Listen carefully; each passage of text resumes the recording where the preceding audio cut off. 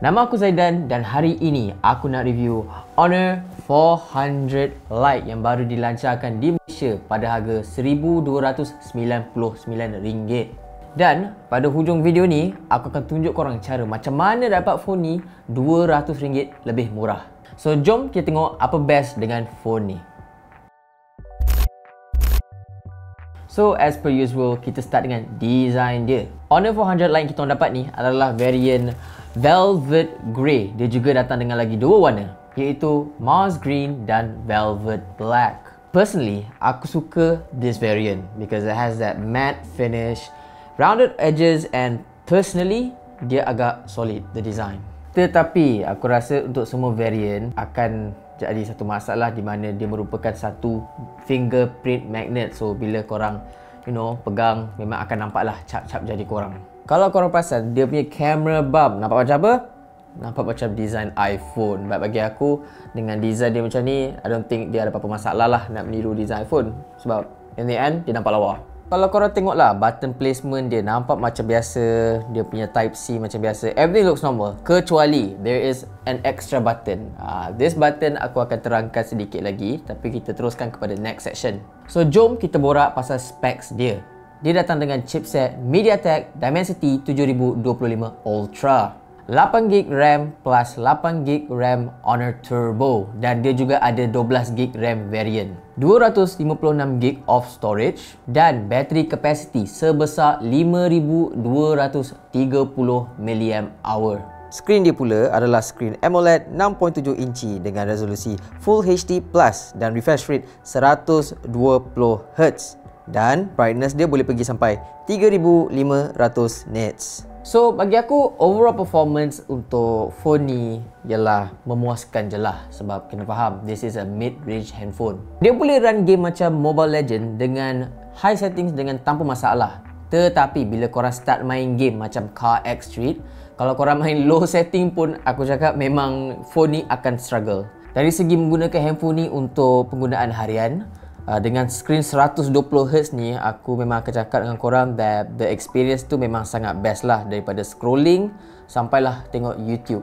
So in terms of AI features, sebenarnya phone ni nothing new. All your typical AI features yang korang nampak dekat phone lain ataupun phone Honor sendiri, semua ada dalam handphone ni. Tapi aku rasa there's gonna be this one feature dekat handphone ni yang korang suka. Dia punya extra button.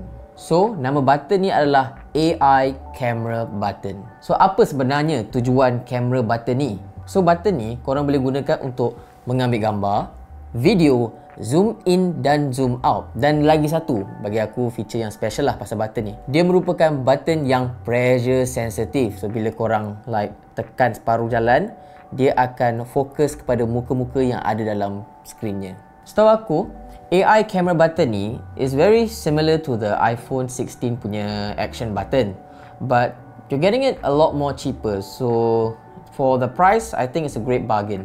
So itu tadi camera function. Sekarang ni dia pun ada AI function. So kalau korang long press dia punya button ni, dia akan bawa anda kepada Google Lens. So dalam Google Lens ni korang boleh translate, you can search, dan ada juga option homework. And homework ni, I think kegunaan dia adalah untuk tolong korang solve mathematical questions. So in terms of features, I think it's actually quite nice. So jom kita borak pasal kamera dia. Main kamera dia datang dengan 108 megapixel dengan aperture 1.8, dan kamera kedua dia merupakan kamera ultra wide, which is 5 megapixels with an aperture of 2.2. Selfie camera dia pula merupakan kamera 16 megapixel dengan aperture 2.45. So the photo quality pun nothing special. Dia punya pictures okay. Color range dia pun okay. Dia boleh zoom in sampai 3 times dan boleh go ultra wide 0.6. Kamera selfie dia pun okay juga. Video can go up to 1080p 30 frames per second untuk kamera depan dan belakang. Video quality pun not bad, ada stabilization. So overall, aku boleh cakap handphone ni is actually quite a decent offering. Tetapi ada satu benda yang aku perasan yang agak tak best, which is dia punya speaker. Dalam phone ni merupakan speaker mono sahaja. Dia bukan stereo speaker. So maksudnya speaker yang ada hanya di bawah ini. So speaker yang normally korang akan jumpa dekat dia punya earpiece ni tak ada.